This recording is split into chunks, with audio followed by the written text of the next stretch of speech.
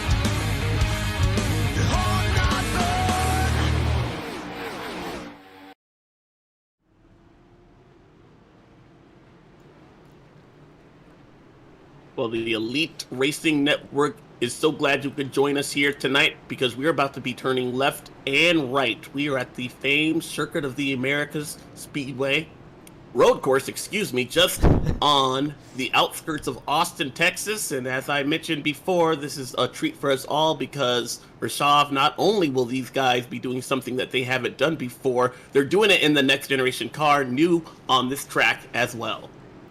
Yeah, great to be here with you, Alex, and yeah, a lot to learn here.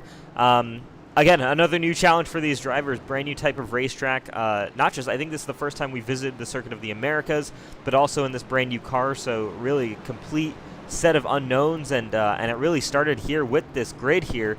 Alexander Van de Sant in the number 97 puts his car on pole. One of our strong drivers in the IndyCar series.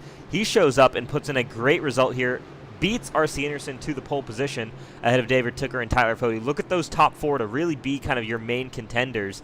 Maybe it's just those top three, and then beyond them as you start to see these gaps really start to spread out. It's a 2-minute and 15-second lap here, so it's going to take a long time for guys to get around. There's going to be big gaps. It's going to be an interesting race tonight. There are 20 corners on this racetrack here, but really only 4 passing zones. We will be detailing it all for you, but right now, the green flag is about to drop. R.C. Anderson leads them down 131 feet into turn number 1. The elevation change, the green flag is out. Who can conquer the Circuit of Americas here on the Elite Racing Network? We're about to find out in 37 laps. The 97 goes wide already. There's R.C. Anderson to the inside of that inner loop now through the S's as everybody grabs the gear, gets it going, and they'll have to navigate 7 to 8 corners right here before they reach turn number 11. Look at the S's here and how they have to navigate these things. Perhaps mostly you want to be single file right here, not too wide. You see one person already cutting the course. That's something that we'll be talking about a lot here tonight, and he will have to come to a stop. Otherwise, he will be assessed a penalty. Yeah, so your pole sitter, Alexander Van de Sant, with the mistake there into turn 1, drops down to 3rd here, so he's got some work to do, but he had great pace here. Again, expect these top 3 drivers to maybe start separating themselves from the rest of the field over the next couple of laps. Tyler Fode is going to do the best he can to hold on to that group, but I expect 4th and 5th to be fought between Tyler Fode and Tate Lytle. Look at that, Tate Lytle with a great dive, heading into turn number 11, I believe that is, and he now takes over the 5th position.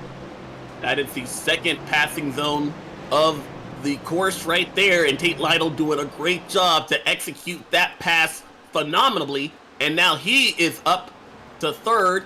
They're taking a look at R.C. Anderson there, who's hard on the brakes. That section of the speedway, you are going from 180 plus miles an hour all the way down to a grueling 45, turn number 12, and that is going to be another passing zone where you guys will try to take advantage of others' misfortune getting into the corner. Absolutely, and you can see here already this field stringing out. There were some cars with issues a little bit further back already on my screen. I've seen Jeff Green is a driver who's lost a number of spots. Richard Hines, Joshua Adams, one of our contenders for the championship, Andrew Rucker have all lost a considerable number of positions on this start. They've got some work to do here as the battle for the lead continues to rage on right now between David Tooker and R.C. Anderson. They've started to gap a little bit Alexander Van de Sant here, so we'll again see if these guys can get competitive. But I mean, when we talk about road courses in the Cup Series, it really has been the R.C. Anderson show in the past couple of races over the course of the past couple of seasons. He's just able to extract so much more from this car than many of these other drivers, and right now showing that here. Didn't get the pole position, but started good, but wide in turn number 1. That's going to give David Tooker a shot heading into the S's. Right now, you saw it. Just because he's been well in that category doesn't mean that he is amped from making a mistake, and he almost made a big one there in turn number 1. He gathers it up, didn't lose the position, but did indeed lose some time. Now, sidewinding these cars, trying to keep the momentum up through these S's. This is turn number 6 and 7, and I'm heading into that famed corkscrew and basically a U-turn, turn 11 there, and I think that's where we're going to see the most action all night long. Yeah, it's a downhill corner, so it's really tricky to... doing a great job applying a little bit of pressure in that Toyota to the back bumper of the 50 car. You can see Tate Lytle also in the foreground there, but Alexander Van de Sant has actually been able to gap Tate Lytle, and he's up into the 3rd position. Yeah, the turn 11 overtaking position, that's going to be tricky for guys because it's downhill braking. Same thing right here with turn 12. You can see it a little bit on your screen that they are headed downhill into the braking zones, and that's just really tricky. Guys aren't super confident right now on the brakes on these cars, on these next-gen Cup cars, and that's meaning that that right now that's really where you expect to see a lot of passes, is guys just not fully confident. Some guys may be able to make those dives and able to make moves. Looks like a little bit further back. We'll check out a bit of an incident here. Ooh, we saw a car crash there. A couple of cars here involved in incidents. All that's having Chuck to slow Sweeting down. right there. Chuck Sweeting having to slow down for the 14 car there. That's Casey Hatch, who also slowed down. So again, just a number of little issues here and there along the racetrack that guys are running into. And right now, that's causing our ticker to light up a little bit here with guys showing up with some issues early on. Working now, lap number 3. These guys will have a stage caution break on the end of lap 8, working lap 9. So that will be a chance for these guys to at least assess what they need and make adjustments on pit road. The 19 of David Tooker, I've seen him lock up that right front tire there. I don't know exactly how well iRacing the model is for this next gen car, and as far as how much you can abuse that tire there, but it's definitely been locked up, and tire wear will be a factor here, something that we'll be keeping an eye on, especially if he keeps doing that. That's something that's not going to be good for that car in the long run. Yeah, that's definitely something to watch out for. We do have a stage caution at the end of lap number 9, so guys shouldn't be too worried about this particular set of tires. We expect to see guys coming down pit road then, maybe getting their fresh sets of tires there and fuel, so you can kind of abuse this set a little bit more. What I have been told by drivers is that the fuel run that we're expecting is 24 laps, so if you can make those tires last 24 laps, you should be good to go. But realistically, it's just splitting that final stage up, which should be about 26 or 27 laps long. Now let's talk strategy a little bit there, Rusov. Will these guys be able to pit before that stage caution and elect to stay out? I don't know if it's like in the real world with NASCAR, as we see Alexander Van de Sant try to get to the back bumper of the 19. But do we see perhaps people, you are in no danger of losing a lap by getting onto pit road? Do we see people perhaps pit early in order to take advantage and stay out underneath that stage break? Yeah, I personally think that's definitely a move that you can make, and I don't believe it's been blocked by the race officials either. So unless there's... The only thing that might concern me is the fact that there might be a 2-lap rule of the pit lane closing 2 laps before the end of this first stage, which could very well be in effect. Haven't actually gotten a confirmation from race control about that. But if that is in effect, there really isn't too much of an advantage because, yes, you've got 2 laps, but these are 2 long laps on those tires, and you're not gaining, I think, too much of an advantage, and you'll probably lose a little bit with the track position. with guys having those 2-lap fresher tires. I think that can make a lot of difference around this racetrack. You see that 131-foot elevation change from turn 20 all the way heading to turn number 1, and an excellent passing zone to try and take advantage of your competitor should you be close enough to do so. This 97 car, we saw him take a look there last lap out of turn number 12 and 13, wasn't able to apply the pressure there, but he's still close, hanging on, and that was our pole sitter here today, trying to regain that ground he lost up in the opening turn on the first lap. Yeah, and this is the closest battle we've got here on the racetrack, and it's happening right here up front for second position. It is theoretically the fastest guy here all night.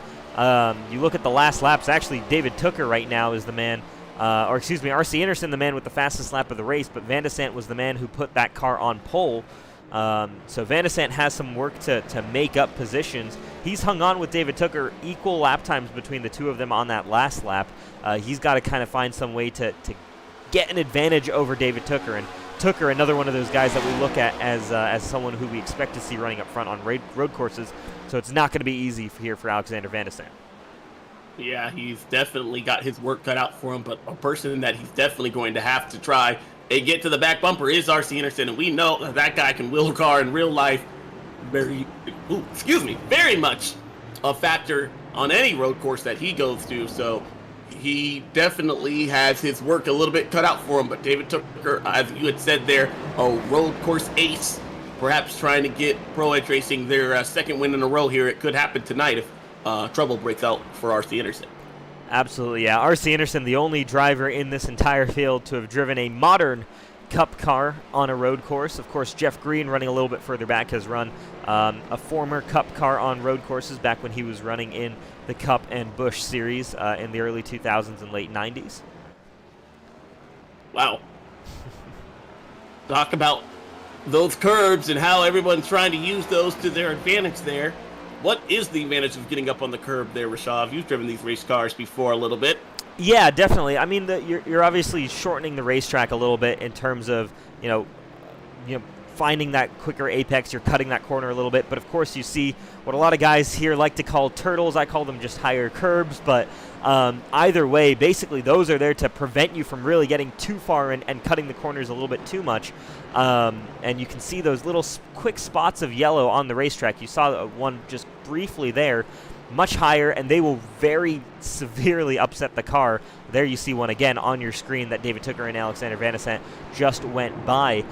They're so much higher, and you want to make sure your wheels never touch those, because your car will be lifted onto two wheels, and you don't know how it's going to respond after that. So it's a fine line between getting the shortest way around the racetrack, cutting the corner just perfectly on these curbs, and hitting those turtles and really, really seeing your car suffer, seeing your lap time suffer. I talked to a lot of these drivers here, and so much about road course racing is getting into a rhythm. It's all about being able to hit your markers every single time. That's what makes some of these road course racers the greatest on road courses, is their ability to be able to hit their mark every single time and make up some great time. I think that is what we're seeing up front versus perhaps some of those guys in the back of the pack. They're just not being able to hit their marks just as well. And consider this being a new car as well. A lot's being thrown at them all at once, and I'd love to see it here unfold in real time. Yeah, it's really interesting, at these courses. I mean, we're talking about just a huge difference in pace between guys. R.C. Anderson, on that, his best lap so far today is a 2:13.8. I mean, we scroll back and I go back to 27th position. Michael Hosak ran a 2:25 as his best lap. I mean, we're talking about over 10 seconds difference between these drivers. Yeah, it's a long lap, but I mean, that's huge in motorsport. Normally, we're talking about tenths, hundredths of seconds being the gaps, especially on our short ovals. Van de Sant gets loose there in the final corner, but it really is an art to race well here on road courses. A lot of guys in the field not at all comfortable. So for guys like Alexander Van de Sant, who's had an up and down season, hasn't really been able to put the results together, this is a huge opportunity for him to try and get that win, to lock himself in the chase, which he might not have had on one of our ovals where you have a lot more people with more experience running up front. Yeah. And speaking of running up front, the 19 and the 97, they've not been shaken off by the 50 cars. They, in fact, are right there. So R.C. Anderson not having the comfortable lead I think he would like and perhaps might have expected at this point here. We see trouble in the back. The 87 car gets going. Yeah, Richard Hines here running side by side with Michael Goodman just a little bit further back. This is down the battle for 29th position.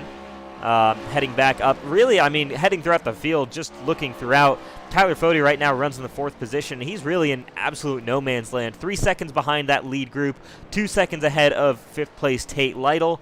Tate Lytle, in turn, another 4 seconds up on his teammate Ethan Burrell, who in turn is another 9 seconds up on Matthew Weeks. You can see, again, just how quickly, you've got 3 or 4 guys, really 3 guys who can compete for a win here right now, and the rest of the field is really just so spread out here over, 10 seconds per lap difference between 30 cars. You really don't see too much close racing outside of this battle for the lead. Well, that's what we'd like to expect. And right now, all 3, I believe, that is all 3 manufacturers, yes, are equally represented well inside the top 3. So these guys are nose to tail, and they are putting on a show despite the rest of the field trying to keep up with them. Yeah, absolutely. I mean, again, thankfully we have 3 guys in contention here right now, and they're giving us a chance to watch this race play out. And so we are going to come to the end of lap 6. This is the last chance for anybody to come down pit road. Once the leader crosses the line here, nobody else is allowed to come down pit road. So I'm going to assume, considering we haven't really seen anybody visit pit road yet, that everyone's going to stay out here and kind of follow that same thing where, you're talking about 4.5 minutes there of on-track time on those tires if you pit before this caution. That's a lot of time on those tires. It's a lot of tire wear that you're putting on them. Plus the ability to give up some stage points as well. So I didn't expect that from any of our top 3, or make that really top 10 perhaps. But somebody in the back of the pack, I didn't know. We don't know exactly how tire wear is, but we just haven't actually seen anybody be able to keep pace and the speed as far as time on the track the same time as RC Anderson. So I think you're absolutely right there, Rasav. It was a great plan on paper, but in real life, for right now, currently, it wasn't going to work out for anybody. Yeah, not quite yet. So the battle really is then for this stage 1 break. Again, comes at the beginning of the end of lap 9, I believe. Is it beginning or end of lap 9? I've actually forgotten that. Let me. I believe it was the beginning of lap 9. Hey, you are correct. Yep. No, I think. Okay. Yeah, beginning of lap 9 there. So yeah, right now it's a race to the beginning of lap 9, trying to get the most track position here for Van de Sant. I mean, you can see he's hounding David Tooker right now. Tooker doing a great job at fending off the pressure from that number 97 car, but right now it just feels to me that Van de Sant is slightly quicker than David Tooker. So we're going to see if he can make that move happen. And look at that. He looks so close here off the corner, but I'm not too sure if he's going to be able to make this move just yet. Yeah, turn 13 and 14 where they are right now. Just not a traditional passing zone for these guys. Really, there are 4 passing opportunities at this racetrack there. Lap being turn 1, turn 11, turn 12, and then the final turn 20. These guys, you really want to be kind of single file. That doesn't mean that you cannot pass somebody, but it's just through this section of the road course, you're most likely going to make up most of the speed single file there. You're just not going to have that opportunity that presents itself at, say, turn 20, where you're going from 100 plus miles an hour down to 45 real quick, like right here. Yeah, so the top 3 closer than ever. RC honestly being reeled in the past couple of laps by the 2 in 2nd and 3rd positions. We'll see as they cross the line on that last lap. RC was slightly quicker than the 2, but I mean, they're so close, and you can see, beautiful picture there, the glowing brakes on the number 19 of David Tooker. They're hard on the brakes into turn number 1. Alexander Van de Sant with a bit of a snap there heading off of that corner, and now he's got some work to do to get back to the bumper of David Tooker. Less than a lap to go before the caution flag comes out for these leaders. RC Anderson's done a great job holding on right now. David Tooker, same thing there, but trying to make sure he can stay ahead of Alexander Van de Sant with just a few more corners to go, but a few more crucial corners with some big overtaking opportunities for this 97. Working turn number 9 and turn number 10, heading into the heavy braking zone of turn 11. The 19 and the 97 are still behind the 50 car, but we'll see if the 19 of David Tooker could perhaps sail it in there. He's we're on board with the 97 car, and the 19 actually had a great corner there, able to keep pace. Now you're going to watch the longest section of this raceway come to life at well over 180 miles an hour down into turn number 12. We'll see if the 19 can make anything happen. I think he's still too far back, about 5 car lengths, the difference between first and second, before they are heavy on the braking zone. The 19 wasn't able to keep advantage, and he has a mirror full of the 97 right behind him. Yeah, Van de Sant being really smart about this, not making any diving move, not getting too desperate here. You can see he's so close to the rear bumper of the number 19 car as we're riding on the nose cam for Alexander Van de Sant, getting these wide entries to the corners, taking a shallow exit, trying to get these strong runs off the corner, but I think it's just going to not be quite enough here. But Van de Sant, definitely not someone that you want to overlook when it comes to racing for the overall win at the end of the day today. R.C. Anderson in this battle has kind of stretched back out in front of David Tooker and Van de Sant, but one more corner, one more chance here for Alexander Van de Sant. Is he close enough? Ooh, David Tooker has a bit of a mistake, takes the defensive line though, and I think Van de Sant's going to decide better. Oh. No, he's not! Look at that, a move into the final corner to end stage number 1, and the caution's out with Van de Sant in second over David Tooker. Wow. Caution had actually waved just before that pass was made, so I believe David Tooker will keep up on that, keep that second place position. You see him pull once again in front of the 97 car, but I was with you there. It was an excellent, it looked like a valiant effort, but I believe caution flag was already out right then. We did see a defensive line by the 19 in order to try and protect that position. Yeah, we fall under caution there. Don't know. It was a full course yellow before they reached the start-finish line to end this one and only stage that we will have, so something on the track actually triggered that yellow flag. No, so actually, I believe what it is, I forgot they did this because it's a little bit strange with iRacing, and we're seeing this right now with the pace car actually behind the 2 leaders, is a situation where they have to call that yellow flag before the lap actually begins, because I believe if they cross that line and then call the pace car out, they're expected to do an entire lap ahead of the pace car and then come around and then line up behind the pace car. And with a lap like this where it's 2 minutes 15 seconds, even more than that under pace car speeds, you're trying to avoid that. So there you see David Tooker, R.C. Anderson having to slow down to pick up our pace car, and now we start pacing properly. But yeah, that's really unfortunate for Alexander Van de Sant. David Tooker makes that mistake in the final corner, but is saved by that caution coming out just a second early for him to be able to maintain that position. But Van de Sant now knows he can pressure Tooker into a mistake, knows that he has that opportunity. Obviously, there's also the race on pit road to look out for. But man, it's going to be a great battle between these top 3 here, especially coming off of pit road and starting this next stage. All right, so under caution here for the first time here tonight. It's going to take a little bit for these guys to make it back onto pit road, so we are going to take a quick break, and we'll bring you back at least live pit stop action when that happens. But don't go anywhere. We are going to be right back right here on the Elite Racing Network.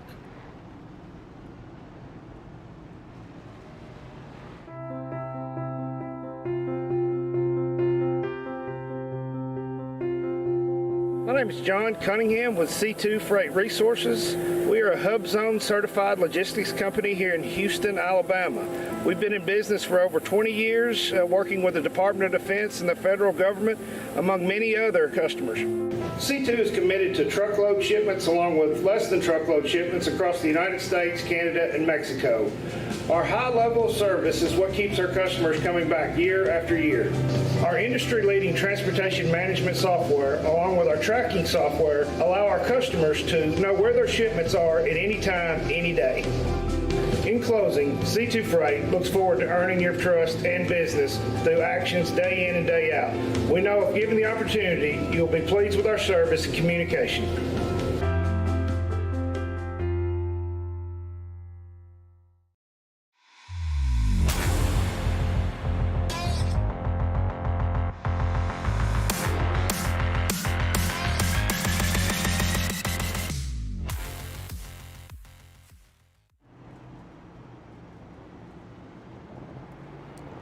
In addition to our sponsors, C2 Freight Resources and Response Energy that you just saw there. Of course, also want to thank our third premier sponsor coming on board for this 2021 B season, Blue Egg Marketing, the marketing department for small businesses. calling all small business owners. If you are interested in any kind of marketing there for your business, trying to get yourself out there, trying to compete with businesses in your category, trying to punch above your weight class, Blue Egg Marketing is your biggest fan. Whatever your constraints are, they help catalyze creativity for the Blue Egg Marketing team. So contact them. A proud sponsor of the Elite Racing Network, the Elite Racing Leagues, and of course the number 40 car there of Tyler Fody. Cars are about to hit pit road. We're going to go non-stop here with the pictures that you're seeing. You'll watch this race off pit road, and we'll come back with the action just before we get back to Green Flag Racing to finish off with 27 straight laps to end this Hopegivers Grand Prix.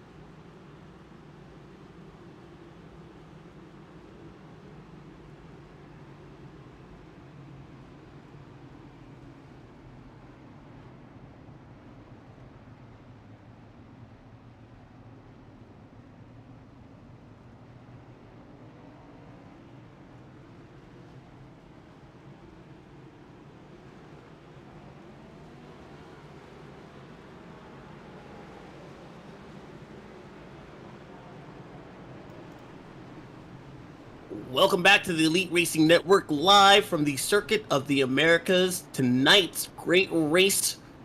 We are about 26 laps away from determining the champion here in this next-gen car. You're taking a look at great aerial coverage tonight. Some of the tricky turns that these guys are going to have to navigate. There's 20 of them here at COTA. COTA has played host to, it was originally a track built for F1 racing, but has since seen the likes of IndyCar, other motorsports, and most recently NASCAR here back in the early spring of 2020, where we saw that race. It did not go to its intended scheduled race distance due to heavy rain, but Chase Elliott would be able to hold his name up high, be the winner of the first inaugural race here at the Circuit of the Americas in the real world. We are trying to figure out who is going to be that guy here for the Elite Racing Network. We believe R.C. Anderson has the chance, but David Tucker and Alexander Van de Sant have been able to keep pace with some. Those have been your top three all night long. What will happen as we get perhaps the only yellow flag of the night out of the way? Very slow before they head into turn number 1. It'll be an excellent opportunity to make a pass. Who will take advantage of it? Green flag is back out. We're underway, racing again to the Circuit of the Americas. RC weaving back and forth up towards through the first corner, and look at that, Alexander Van de Sant with an opportunity to make it into the second position on David Tucker. Tucker's though going to have the ideal line into the S's. Van de Sant around the outside. Is he going to maintain that position though? They're going to stay side by side, and here comes the field. It's Van de Sant over David Tucker, over Tyler Fode, Tate Lytle, and then in 6th place, Chad Frankenfield. The rest of the field all making it through relatively cleanly as far as we could tell there versus the first lap, so good to see there. And there you go, Van de Sant now clear of David Tucker. He's now got free reins to try and chase down R.C. Anderson and gain back the position that Van de Sant started this race in. And I saw some smart driving made by the 19 of David Tucker there. He kind of laid off once 97 had the position there in order to make sure that he didn't give up any more time. But look at that, a little bit of a lockup on both the 97 and the 19. And that is going to allow the 50 car to try and get away. Now the gap more about 8 car lengths as they head down this very long straightaway here at over 180 miles an hour to a grueling 45 in turn 12. Yeah, here we go. We got Scott Crump on Chad Frankenfield. Crump maybe looking to make a move. All right, a little bit further back. How about that? Who is that? Zach Evans looking to potentially make a move on Ethan Burrell. Burrell looking here inside of 91 of Johnny Thomas there. 4 wide there as car is just scrambling for position a little bit further back here for the 12th position. There you see Johnny Thomas hitting one of those turtles. You saw the reaction of the car there, and he now has to gather that back up. But it is kind of chaos a little bit back here on this restart. Guys scrambling for track position. Everybody looking to try for some type of running room, and they can find none. We still try to get these guys single filed out here throughout the rest of the field. Your best opportunity to pass, except for on pit road, could be right now when these guys are all bunched up. You saw the 19 give a good, unfortunately the 19 gave up a good amount of time, to the 97 as we see the 11 trying to look underneath. He made that look easy right there, and he'll clear that competitor and gain a position. Yeah, Matthew Weeks go up on, into turn 1. On Zach Evans there, so good move there for Weeks to move up into the 14th spot. Looks like my teammate Josh Clark might try to get up there. Remember, those two collided at the very end of our Brickyard 200 last week, and you see there Evans once again goes over one of those turtles, upsets the car here, but stays ahead of Joshua Clark, so doing all right there as well.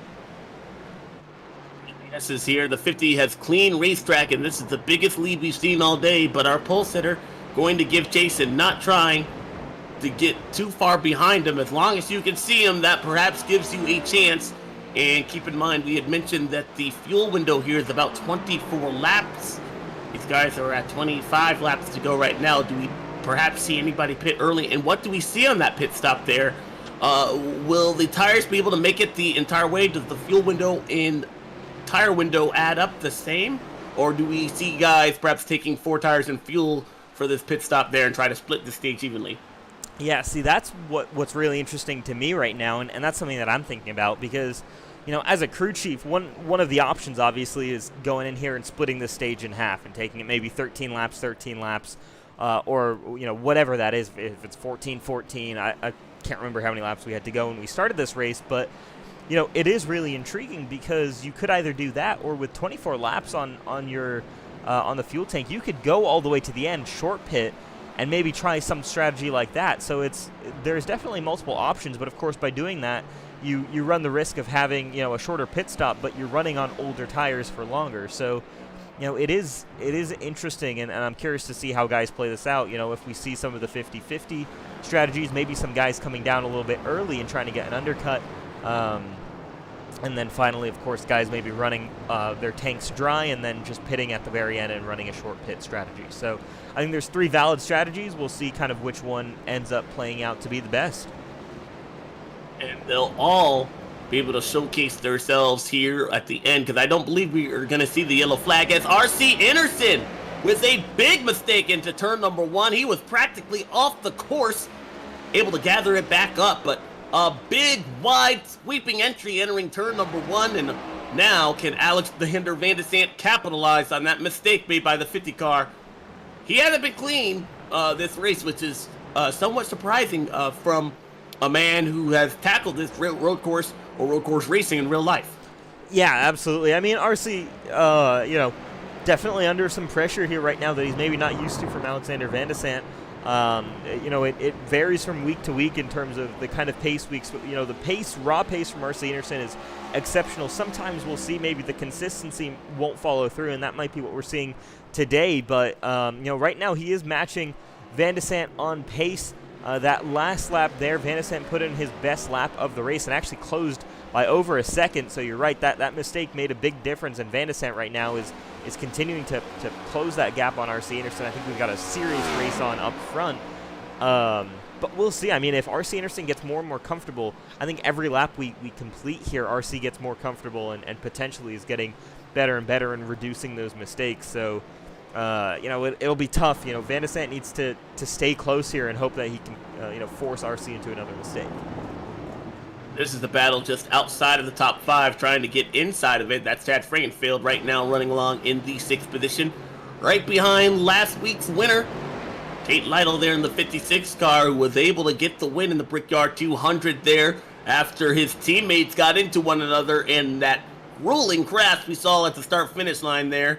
Let me tell you, none of these guys are running those cars there because there was practically nothing left of the rest of the field at the checkered flag at Indy. Yeah, that race was kind of ridiculous, wasn't it? But, I mean, it was great racing, and then, of course, we had that wild finish that resulted in that Tate Lytle victory, despite his 2 teammates being the ones leading heading off of turn number 4. So, potentially we'll see another crazy race like that today, but right now the way things look with these 3 cars really separating themselves as the top cars amongst the field, it doesn't look too likely that anyone from this second pack is going to make too much of that headway to close in on this lead pack.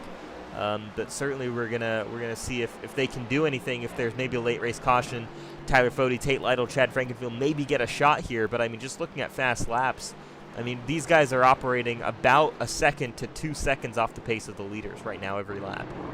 Yeah, and unfortunately, with the strategy that comes on pit road, you are still susceptible to the time on the racetrack there. And as R.C. Anderson continues to put down blazing laps at, I believe, 2 minutes and 14 seconds, yes, versus 2:17, 2:18, that is going to add up. And eventually, any strategy that you put, perhaps you decide to short pit, perhaps maybe you decide to stretch it, it's just not going to be enough to overcome the deficit made by faster lap times and a faster race car.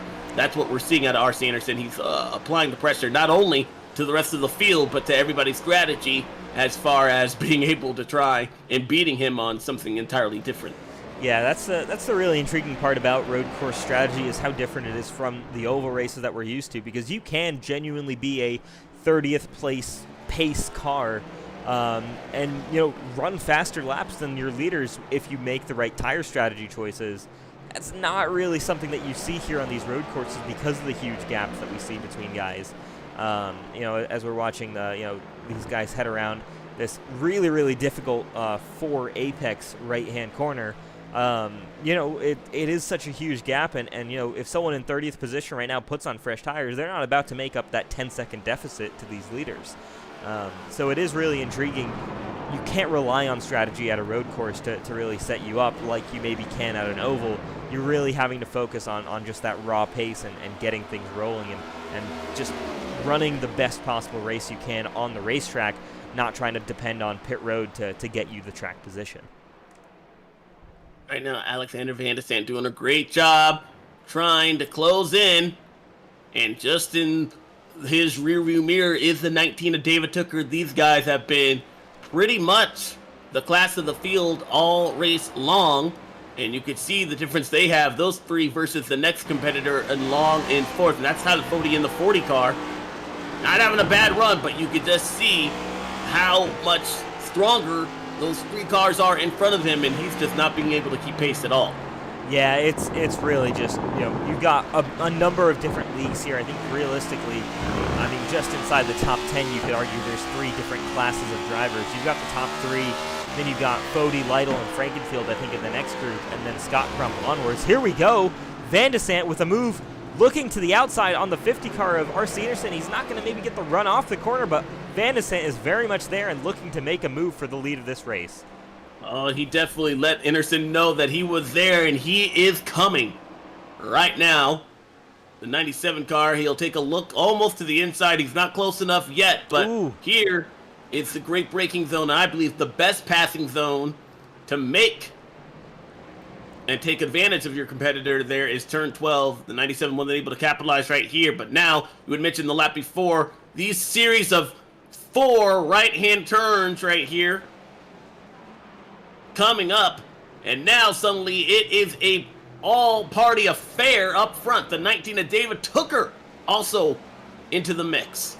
Yeah, you can see RC under pressure. He locked the brakes up a couple corners ago. He's starting to feel this. Van de Sant putting on an incredible showing right now in this number 97 car. A 3rd place finished 2 weeks ago at Darlington, or 3 weeks ago, excuse me, at Darlington. Showed what he could do, especially in a long race where there's attrition. You've got to really focus. But right now, showing the raw pace that he can really carry. One of the stalwarts in the IndyCar series, coming over to the Cup Series and showing very quickly here in just his 5th race of the season that he can compete for wins on road courses, especially. Look at this. R.C. Anderson should be put on notice right now because Alexander Van de Sant is coming. And that's quite an interesting line that he is running there. Why would he be trying to run a little bit wider than the 50 car there? Why not be right on his bumper there, Rashav? So I honestly didn't actually pay too much attention to the line there entering to turn number 1, but I believe it was it wide entering versus shallow exit?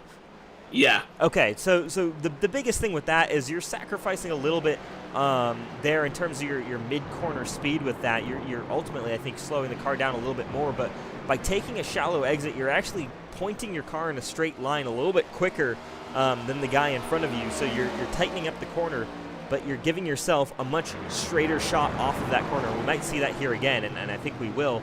There you see that wider entry. I'm sorry there, Rashav. I think you cut out just a little bit right there. Oops. The wider entry, though, allows him to get him back.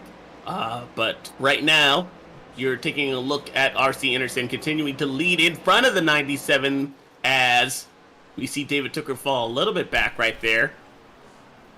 But as Rashav was saying there, that much straighter entry from exit, that allowed that 97 car to really make up a lot of time. And now he's within 2 car lengths in front, or behind, excuse me, of the 50 car, who goes a little bit wide. He'll have another shot at it here as they enter turn 14 and 15. Rashav, I think I now hear you back. Yeah, not too sure what's going on there with the mic, but yeah, that shallow exit ultimately gives you a solid run and gives you an overtaking opportunity. It's a move to help you set up to make an overtake heading into the next straightaway or into the next corner that's coming up. So that's what we're seeing from Alexander Van de Sant. It's giving him a chance to close up on this 50 car, get runs down straightaways. We'll see if he utilizes that again here on this next lap. But, I mean, he is right there on the bumper of the 50 car, really putting on the pressure and trying to put the 50 car into making a mistake. And I think one of the easiest corners to make a mistake on this racetrack is turn 1 right here. So we'll see what he can do this time by. He made up some time there last lap. We'll see what happens here. As you see a little bit of a defensive line by the 50 to try and protect that inside line, make sure the 97 doesn't get the power to the wheels right in that line. And you saw the 97 car actually got on the gas a little bit too hard. He almost spun himself out just a little bit, a lot of wheel spin. I heard guys talking about, I was actually watching the race, the Fox Sports 1 coverage there, and we were talking about wheel hop. I don't know the iRacing model, if you can feel that through the iRacing model with this car, but wheel hop is definitely something that affected those guys in real life, and that almost looked to have taken place for the 97 car there. Yeah, it definitely is. And, oh, there you see loose a little bit there, heading off of turn number 9 as they now head down into turn number 11. But what I was seeing there from RC is a great defensive driving move here on road courses, which is you're taking that standard racing line, but you're basically parking the car on the apex, taking away the main advantage the guy behind you has, which is apex speed. Right now, the way Alexander Van de Sande is making lap time versus RC Anderson is the speed that he's able to carry at the center of the corner, and RC Anderson, by parking that car, slowing himself down on the apex of the corner, is taking away that entire opportunity from Alexander Van de Sande, meaning that Van de Sande can't use the best tool in his arsenal, the best weapon that he's got against this 50 car. RC is forcing Van de Sande to find another way to make a shot, make a move past for the lead. Great defensive driving by this number 50 car. Someone who knows how to get the job done here on these road courses, someone who's done it before. RC Anderson showing his experience right now. But also great offensive driving made by the 97, because he's been forced to do into that hand by the 50 car, but he's been making the most out of trying to get around, and that's where we're seeing him make up time, is by doing things that the leader is not. So that 97 car still able to apply the pressure, and he's been able to be close enough to force that 50 car into a mistake. We'll see what happens here as they round out of turn number 20, and once again, back onto the front stretch, and 20 laps to go this time by. Yeah, absolutely. The best thing Van de Sande can do is just stay close to the bumper of RC. You're not too worried about, aero wash in these kinds of cars, especially here at road courses. There's not too much of that issue where you're maybe burning through the front tires if you run close. So realistically, you want to be right there to tell RC, hey man. Oh, I think you cut off there just again there, Rashav. Sorry. Sorry about that. Can you hear me? No, again? you're good. I can hear you now. There we go. Perfect. It was a great, whatever you were about to say sounded great, but then it unfortunately fell flat. Yeah, well, basically, I mean, I'll make the point clear quick so that the mic doesn't cut me out again here. But I mean, you're trying to just force RC, make him know that you're right there, and force him into a mistake, because he sees a driver behind him trying to make a move. He's pressured into making mistakes. It seems that we have lost yourself. This is a 3.66 mile racetrack here. So the radio coverage here is just, in order to even get put on the show, it's just phenomenal. So we might have to. Hopefully that'll be fixed there, folks. But we're still seeing a great battle for the lead. The 97 car had actually made up a significant amount of time. I thought he was going to be able to at least get to the back bumper of the 50 car, the closest we've seen all day long, but unfortunately just was not able to overtake the 50 right there. Yeah, we'll see. Am I back yet? Yes, Perfect. you are now back. Hopefully for a reasonable amount of time this time. So, yeah, I mean, Van de Sande continuing to put on the pressure here on RC Anderson. Really, that gap's not changing too much. What's intriguing to me is a little bit further back as we'll continue to watch the battle for the lead, but Tate Lytle putting on the pressure to Tyler Fode. We didn't really see this in that first stage. Lytle kind of was in no man's land. And Fode was as well, but right now Tate Lytle closing in, and this is one of the closer battles we've got on the racetrack. Though actually, if I head back to the lead battle, they're very close here, and Van de Sande might have his best opportunity heading into turn 1 this time by. Yeah, the field has been definitely strung out, but the battle for the lead has not quit since the drop of that second green flag. The 97 car has been all over the back bumper of the 50. He's closed in within 1 car length, 2 car lengths. He'll lose a little bit back throughout the lap, but he's been able to really reel in that 50 car, and they are allowing themselves to race better than David Tooker, who now finds himself a little bit back behind in a distant 3rd place. That was not the case about 2 laps ago. Yeah, Tooker really struggling on the last couple of laps. They're just generally losing time by the looks of it to these 2 leaders as they continue to push each other faster and faster. Tooker's been falling off from these guys, so you can see they're 2.5 seconds back between Van de Sande and David Tooker in 2nd and 3rd. Meanwhile, the battle for the lead right now, is you can see here, it's half a car length through those S's. It stretches out a little bit with RC getting a good run down into turn number 11, but Van de Sande right now not giving RC much breathing room at all. Lap traffic as well could play into this, but Van de Sande locks up maybe, and is gonna hurt his run down this back straightaway. Yeah, how these guys catch lap traffic will definitely play a factor into these guys working around and perhaps changing the lead and giving up time by the 50 car, although I believe these guys, or at least that one guy that we see right there who become the first victim, will pretty much get out the way. But that 97 car, yeah, you're right. They have gained about 2.5 seconds in front of David Tooker there. That's kind of interesting to see. They round off the 96 car, who's right in front, who gets into RC Anderson, who goes around the lap traffic we had just talked about.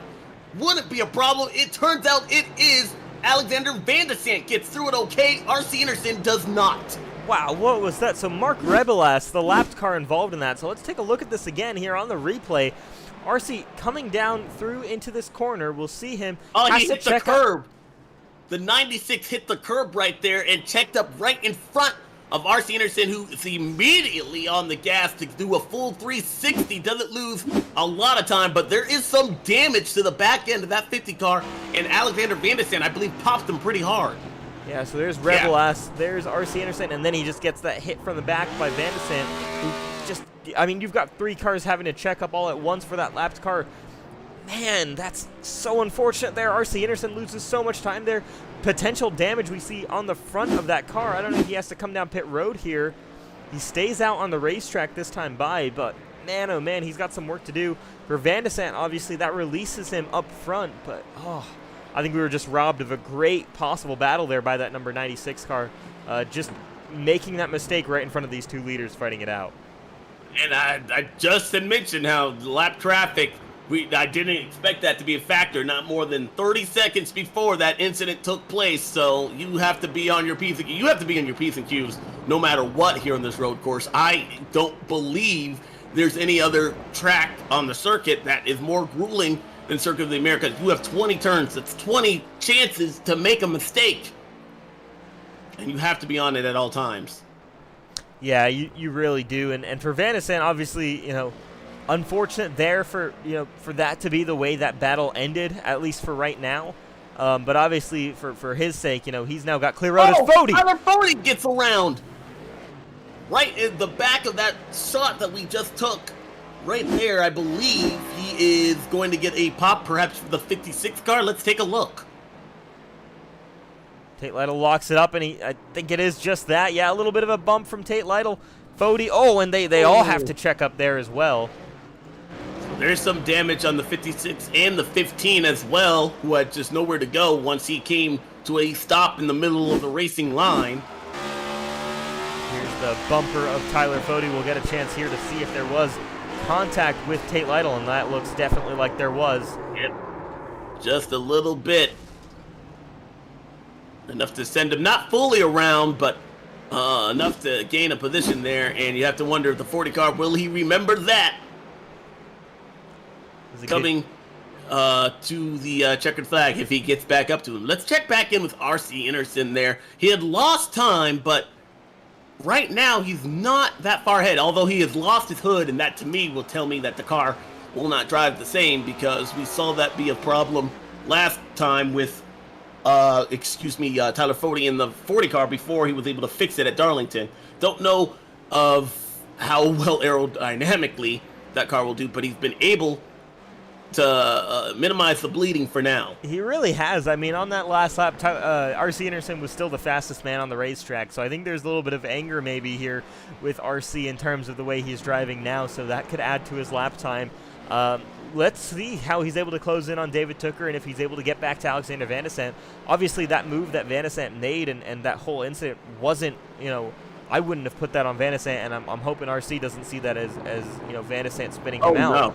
But that was not that at all. Yeah. Definitely the 96 just unfortunate. I do believe the 96 was trying to stay out of the way. That's why he hit the curb. Yeah. He just wasn't expecting the curb to jet him out right in front of harm's way. And unfortunately, with how close the 97 car had been, it created the perfect scenario for the 50 car to go around.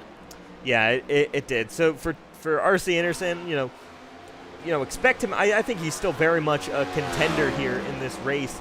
We'll see how he's continuously able to close that gap on that last lap. Again, 0.4 of a second faster than our leader, Van de Sant. And you can see here how quickly he's closed back in on David Tooker. So it's far from over, 17 laps to go. Still a long way to go in this race. It may not seem like it, but that's a long time around this Circuit of the Americas. So suddenly, action, it had been jam-packed already, but that last lap and a half, the fireworks showed out. everybody seemed to have problems. So 3 of our top 5 all with an issue there. That was second to last lap. So we'll see what happens here as the 50 car now trying to get around the 19. My question to you, Rashav, is when you go onto pit road for repairs, there are mandatory repairs and then there are optional repairs. Is any of the damage on the 50 car, is that under a mandatory repair? As we see him actually dive onto pit road right here. I think we're about to find out, but I'm going to suggest, and before we get the answer on that, I'm going to guess that all of the repairs on the 50 car are optional repairs. Typically, you'll be given there'll be something seriously wrong with the car, whether it's suspension, something like that, where you have to get those mandatory repairs done. Right now, this looks purely like body damage to the number 50 car. If that is the case, he'll have optional. I think he'll be perfectly comfortable sitting here, just taking tires and fuel and heading off of pit road without any repairs being done. We'll take a look, though, and see how long is he stationary in his pit box. If it's around the 14-second mark, then he should be clean to go. There you see the left sides going on his car. It is R.C. Anderson, no damage repair needed. He's back out on the racetrack, making it all the way to the checkered flag. And he's now forced the hand of Alexander Van de Sant there on newer tires. Will he have to suddenly come down and react to that, as he had made up some time, but instead of fighting with Tooker, I like that. Took that hard left turn onto pit road there. Now, does the 97 car elect to stay out? Or does he respond to that and come in on this lap? It depends, I think, on what your race strategy coming into this race was. If you were planning on making it to the halfway point, yeah, you absolutely respond right now. We're only a lap or 2 off of the halfway point in the stage, so that makes sense. If you were planning on running late and you still think that that's the best strategy, running the fuel out on this tank and then just short filling, taking tires and then going, then I say, you stay on that strategy, honestly. But man, this is a tough one to call. I think, yeah, if you're splitting the stage half and half, Alexander Van de Sant, you're coming down pit road this time because you have to respond to R.C. Anderson. He's got theoretically clean track right now. If we head back to R.C. where he is on the racetrack, we can actually grab that as well and see. There he is, the 37 car of Ethan Burrell ahead, but realistically, no major traffic for R.C. to worry about. That's the kind of position you want to be in to make up those spots on Van de Sant. Van de Sant's going to stay out another lap, so he's not going to respond just yet. Tooker makes the call to come down, so Tooker definitely needed to respond. He does that. Van de Sant might have some chance to... 19 of David Tooker with an incredibly odd exit out of the pit entry, and I don't know if that would be deemed a penalty right there. He looked like he was trying to make it onto pit road, and he did not at all. So that's odd, and I'd like to know exactly what iRacing officials feel about that move. He had committed to going onto pit road before suddenly jetting out there onto the front stretch. Yeah, my guess is, iRacing typically does a reasonable job with that, and they'll have off-track penalties where they'll tell you, oh, you cut the track, give up this amount of time to justify that penalty. And so you can do that just by slightly lifting off the gas and giving up that time. But yeah, I mean, there you go. That just shows how much guys are struggling right now with grip out there. David Tooker trying to slow down to make pit road, misses pit road and almost runs into the wall there. So, whew. Yeah, he did a good job not putting that car into the end of those barrels, that line, just before entering pit road right there. And that was kind of odd.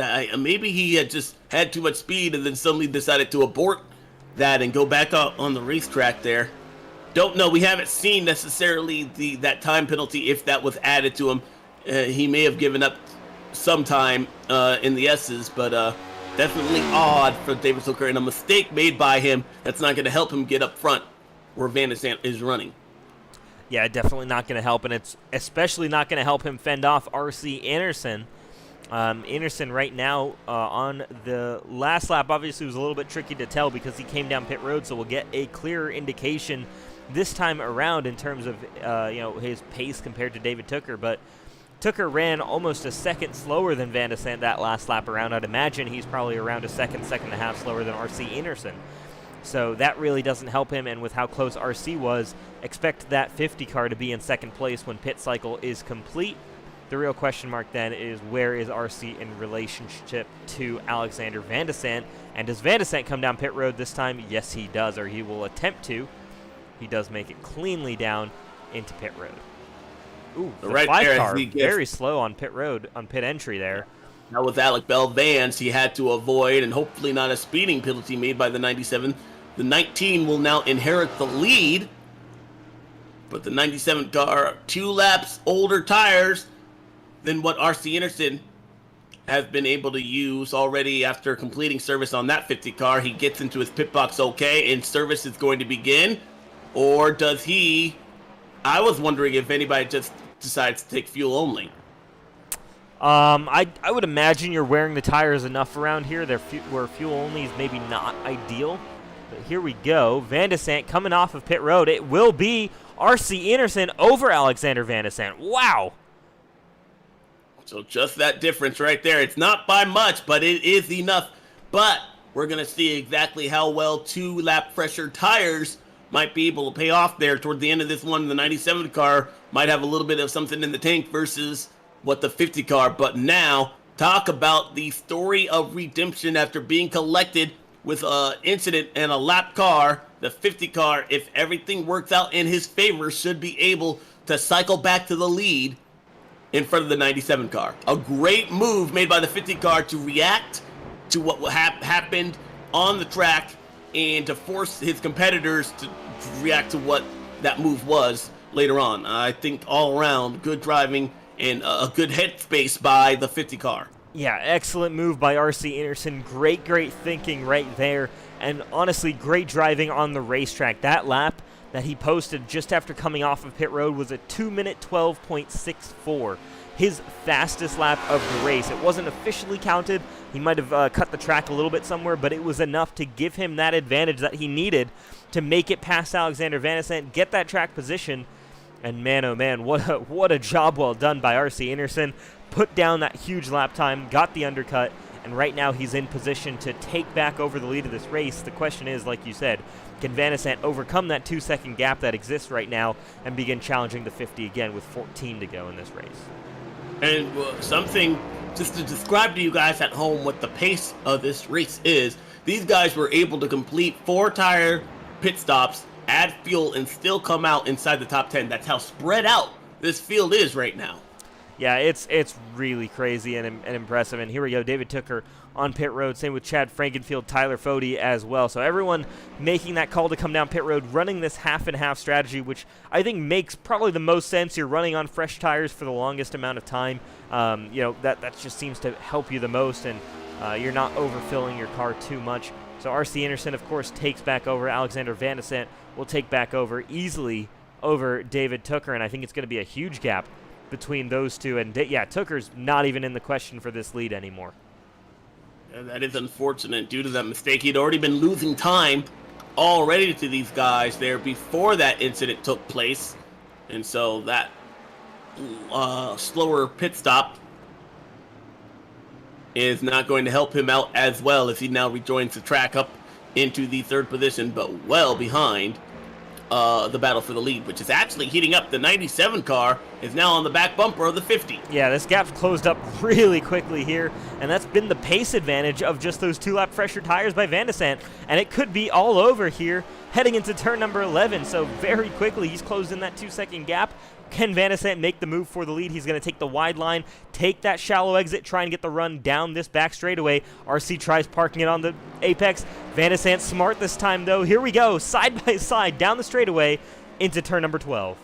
Nobody's going to give an inch there at the fastest portion of this road course there as the 50 car trying to get to the inside of the 97. He'll have the advantage in turn number 12. How will Alexander Van de Sant be able to hang on as they get into this heavy braking zone? 45 miles an hour. The 50 car of RC Anderson hangs on. The 97 car is going to have to fight back.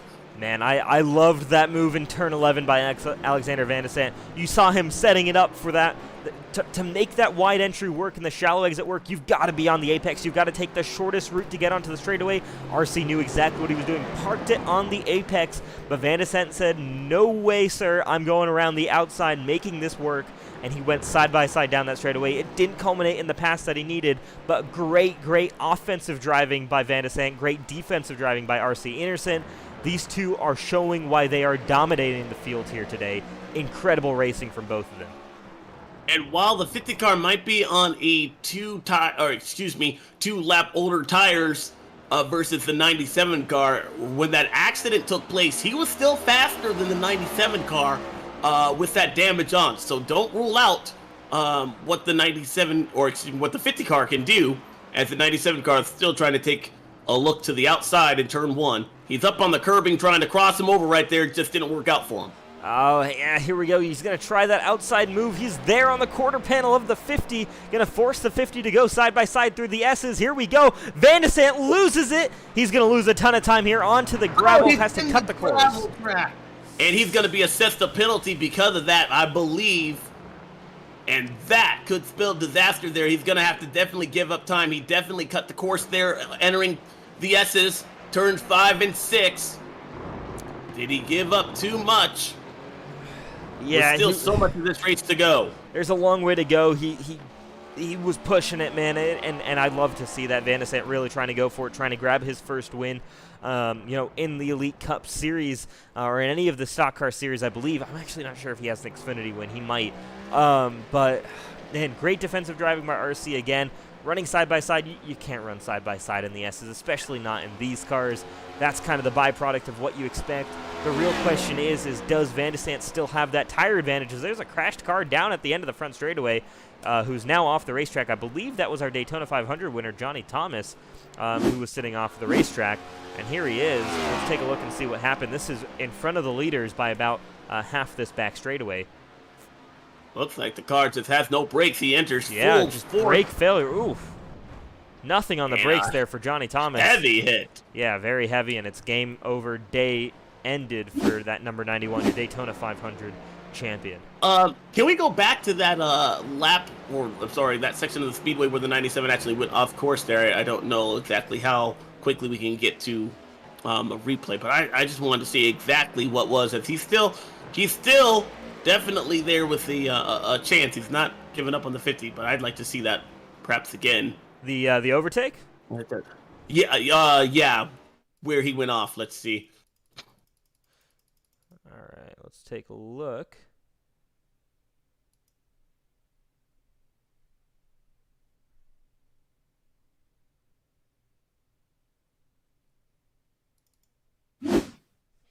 Giving us a second right here. There was a move, I believe, that was made by Van de Sant passing RC. Not sure what happened here. Might be oh, well. Oh, RC Anderson has dropped a couple of positions here. Yeah, we're trying to figure out here what exactly happened there that caused this. And so let's head to this replay and take a look. Some issue happened here with RC Anderson. Yeah, just as we were looking for that replay there, now we're gonna have to go back and take a look. Although, is he still in front? It's showing him in the fourth position right there. Oh my goodness! That looks RC Anderson with a complete brake failure in turn 20. So what that honestly looked like to me was a wheel disconnection of some kind for RC Anderson. So it just continues to compound on him today.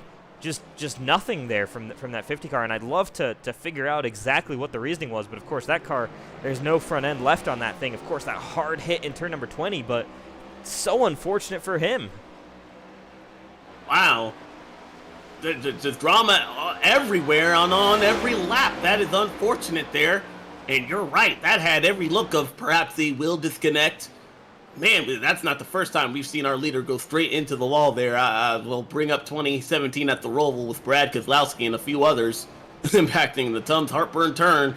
Unfortunately, though, that our only victim is going to be perhaps our most dominant car of the night. Yeah, that's really interesting. It's that's really unfortunate is what it is, honestly, for RC. If that is a wheel disconnect, that's one of the worst things that can happen to you while you're racing here is, and that's what it looks like. But, I feel so bad there for the 50 car. He'll try to recover, and he's still chasing down fourth place Chad Frankenfield here. I'm sure he's still spurred on and still has a sufficient amount of pace here to put together a solid result, but certainly not the result he might have been hoping for. But obviously, day changer right there for Alexander Van de Sant, because right now he's got an 8-second lead almost 9-second lead over second place David Tooker, and just 10 laps to go in this race. So right now it could be the opportunity of a lifetime here for Alexander Van de Sande to pick up his first ever JoinAPS Cup Series win here at the Hopegivers Grand Prix. Wow.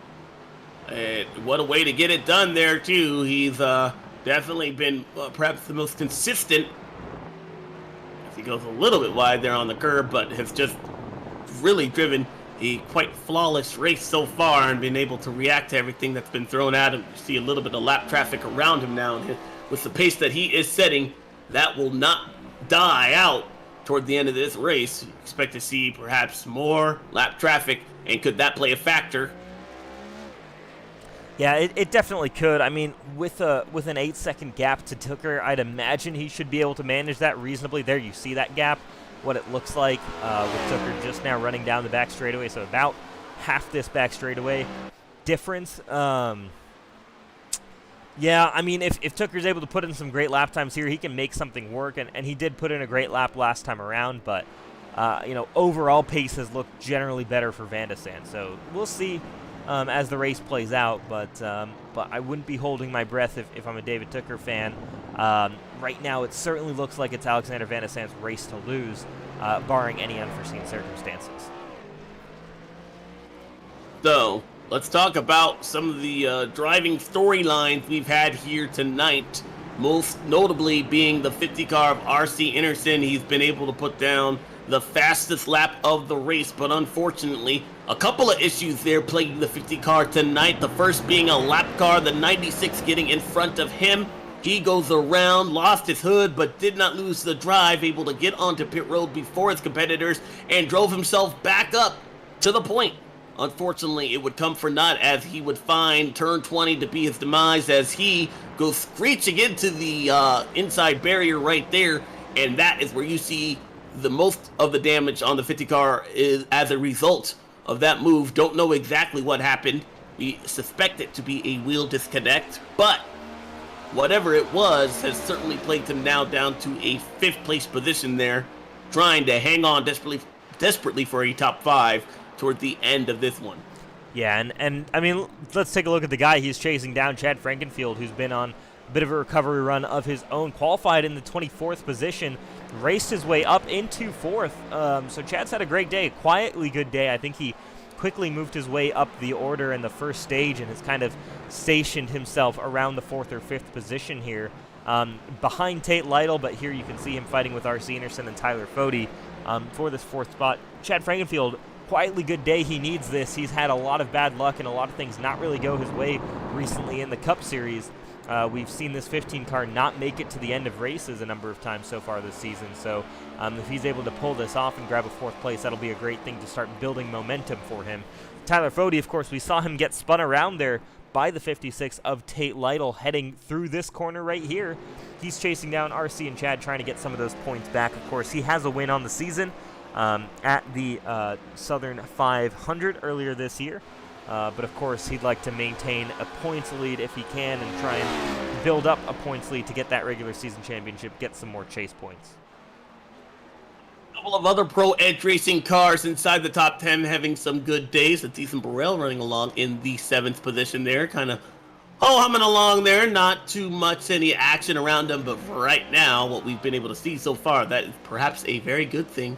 Just behind him, his teammate, the 11 of Matthew Weeks, so close to perhaps his first season victory. Unfortunately, did not go the way it was planned at Indy, but having a great day so far and putting some much-needed points on the board. He'll try and go get them once we go back to those left-hand turns next week. Yeah, definitely here. Quiet day for a lot of these guys, but honestly, at a track like this where maybe you're not the most confident, a quiet day is, some of the best things you can ask for here. I think, you run here solidly inside the top 10, and you can walk away from COTA, I think, feeling relatively good about the race that you had. Scott Crump also in the 90 car doing a great job. And Chris Wright, that is a man that needed a desperately good run. He had been involved in I believe, 2 DNFs. I know he crashed out early at Darlington, and he also crashed out early at Indy. So that is a man having a great run so far inside the top 10. As we see this battle is heating up there, that 50 car, I mean, there's nothing left This thing looking like a modified there on the front end, and he is contending. That is a battle for fourth, folks. Yeah, I mean, there you see, just that pace advantage that those three leaders had over the rest of the pack. It is ridiculous that even a damaged RC right now is running lap times comparable to Chad Frankenfield and Tyler Fode, who are the next group of cars. So, yeah, really, really intriguing. Really, really, I mean, just impressive is the biggest thing here for these guys to have eked out pace. I mean, there was a time not too long ago where, people would look at Chad Frankenfield as the man to beat on road courses. And he's still extremely talented here on these road courses, extremely strong on these road courses. But man, there's just another level that some of these drivers have been able to find. It's been exceptional to see how everyone continues to increase their and kind of up their game, especially on these road courses. So 8 laps to go, about 16 more laps here, or 16 more minutes of green flag racing. We are going to step away though, just real quick. Our last what would you say, caution or commercial break of the night here. So don't go anywhere. We'll bring you all the action here, right here from COTA in a moment.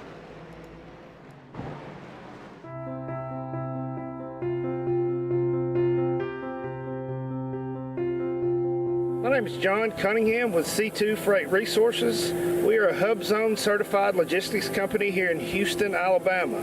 We've been in business for over 20 years, working with the Department of Defense and the federal government, among many other customers. C2 is committed to truckload shipments along with less than truckload shipments across the United States, Canada, and Mexico.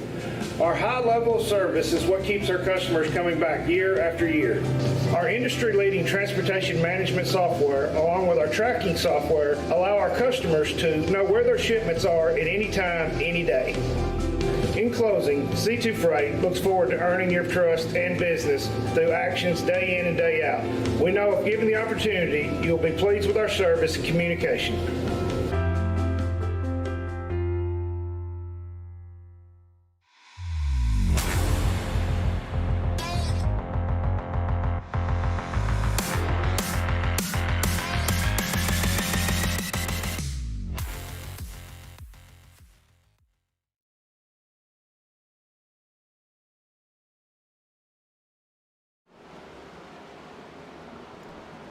Aerial coverage here at the Hopegivers Grand Prix, brought to you by Blue Egg Marketing, the marketing department for small businesses. Of course, also want to thank Hopegivers International for sponsoring this event here at the Circuit of the Americas. Hopegivers rescues orphaned, abandoned, and at-risk children and cares for the needy and the oppressed in collaboration with their ministry partners around the world. Check out Hopegivers International, serving a great cause. And of course, another great and proud sponsor of the Elite Racing Leagues and Elite Racing Networks. Back to the action here at COTA. Continuing to follow this battle for the 4th position between Chad Frankenfield, RC Anderson, and Tyler Fode. Up front, the gap between Van de Sant and David Tooker has remained relatively stationary at about 8 seconds. Tate Lytle again runs a little bit in no man's land, so the first major battle on the racetrack is between these three here. Frankenfield, Anderson, and Fode, and right now it looks like Anderson's still looking for a way past teammate Chad Frankenfield, but hasn't quite been able to make that move stick, and we're going to see if he can get something done here with 6 laps to go to try and make up some of those positions that he's lost through just unfortunate circumstances. That was a potential race-winning car there, that 50, that's gone through a lot today. I don't know if that message has been passed down to the 50 car, because he's acting like it still is, getting all the pressure on his teammate right there. I have to wonder, if you're Chad Frankenfield, what are you thinking when you look in your rearview mirror? Like, why is that car, 1, on my tail, but 2, chasing me down?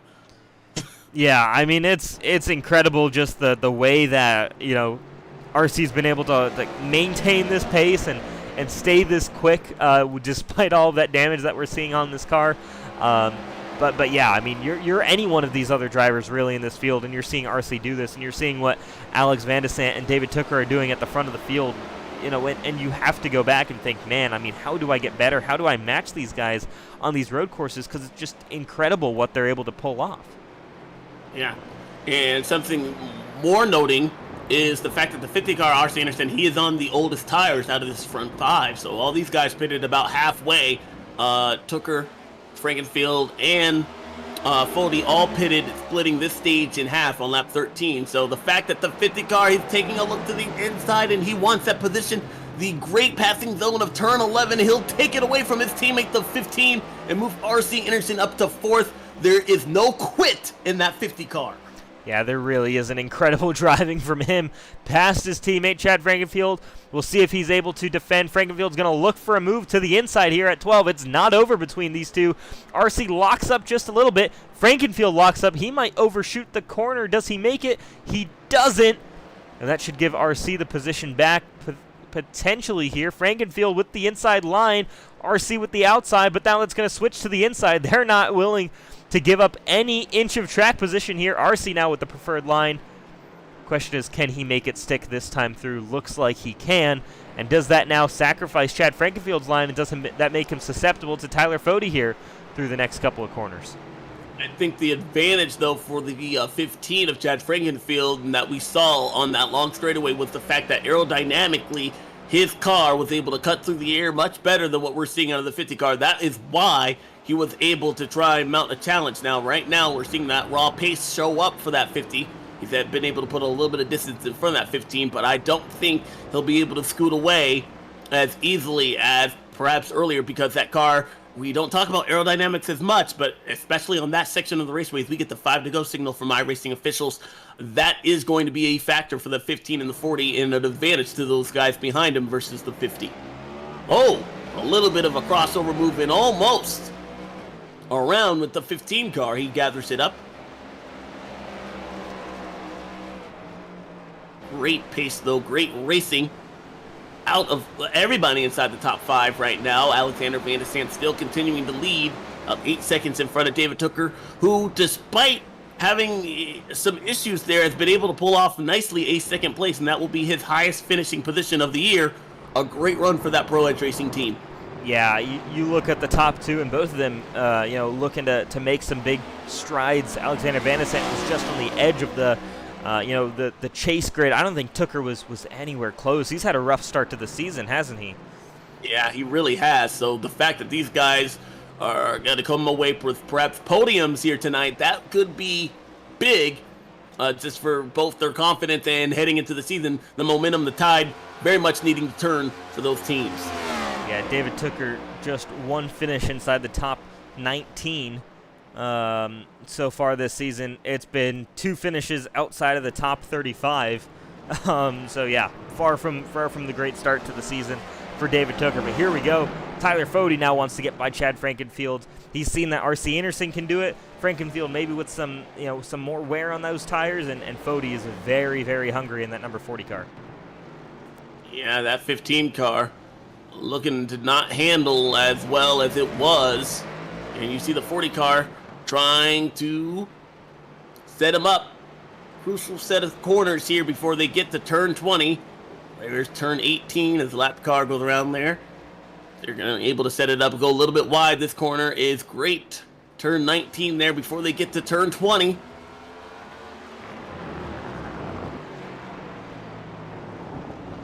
Car, I don't believe, is going to be able to take advantage this time by. 4 laps to go here. About 8 minutes of racing left here at COTA. Yeah, here we go. We're getting into the end of it, and Chad Frankenfield, there you see, loses it under braking.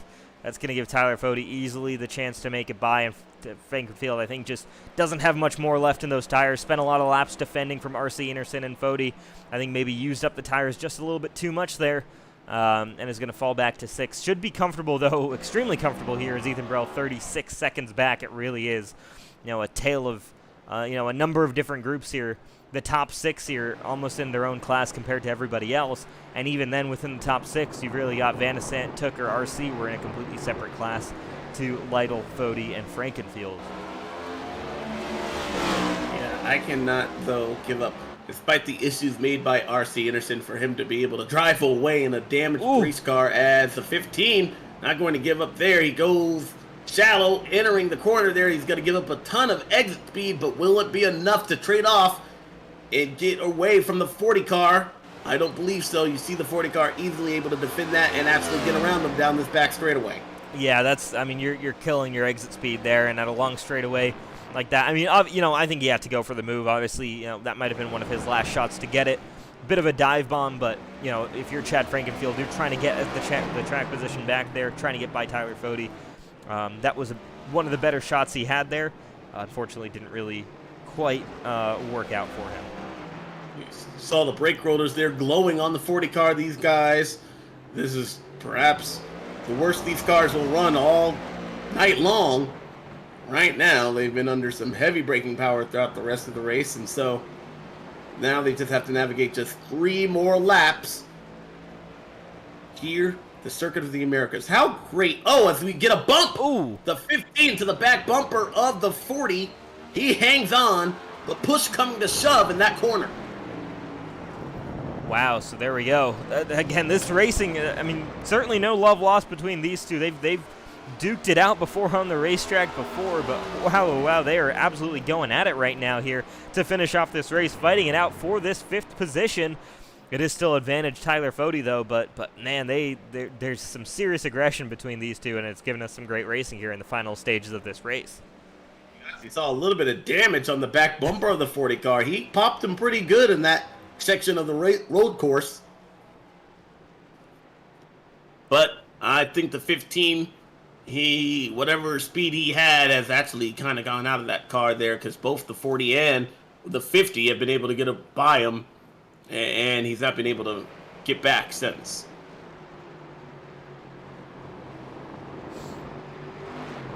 Here the S's here ruling. Look at the pace that R.C. Anderson has already put in front of the 40 car there. As see lap traffic ahead.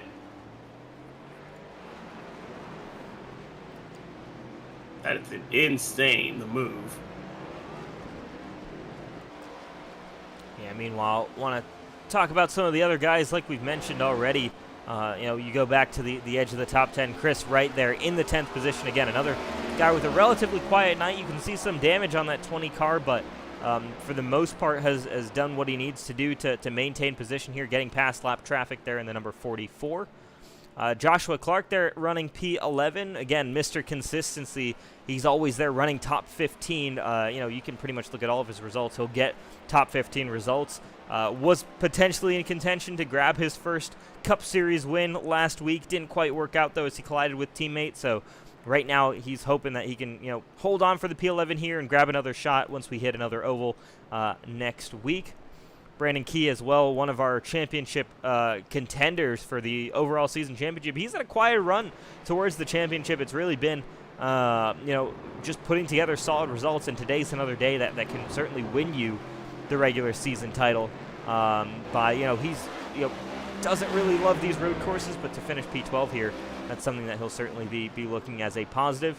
Dallas Myhand, another guy, up 5 positions from his starting position. Relatively quiet night, but in P14, and we got 2 more drivers here in the top 15. Jeff Green in the number 38, trying to grab that 13th spot from Dallas Myhand. A close little battle going on between these two. Jeff Green had a rough start, fell back a number of positions, and is now up 12 from his starting position, so he's been all over this second half of the field. And Zach Evans here running in the 15th spot. Again, I think he'd be relatively happy with that end result if he's able to maintain this spot, but a couple of cars chasing him down as well within the top 15. Everybody's doing a great job just to try and just complete this race. This was one that was circled on the schedule that a lot of these guys had some fear factor heading into here. They didn't know. It's great unknown, new car, new circuit.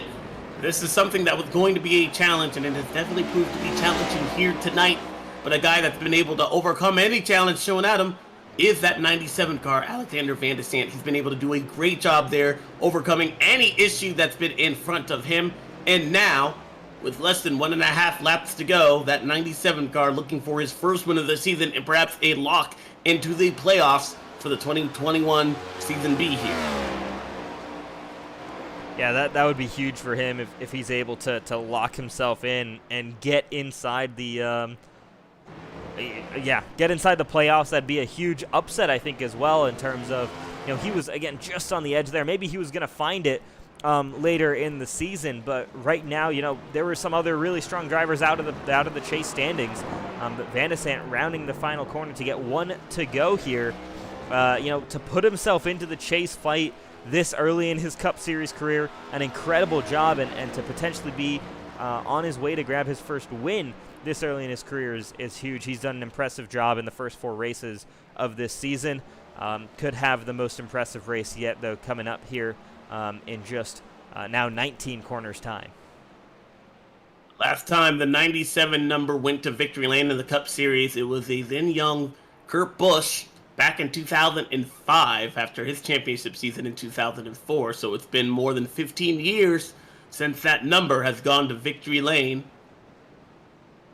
Not one that we typically talk about here, and definitely not one that we've really talked about all season long. As you mentioned there, Alexander Van de Sant kind of having an upset day, but this, as we had mentioned, how other drivers had circled this being, kind of fear factor, not sure of their ability here. This is a man that circled this track saying that I could win here, and tonight looks to be his night.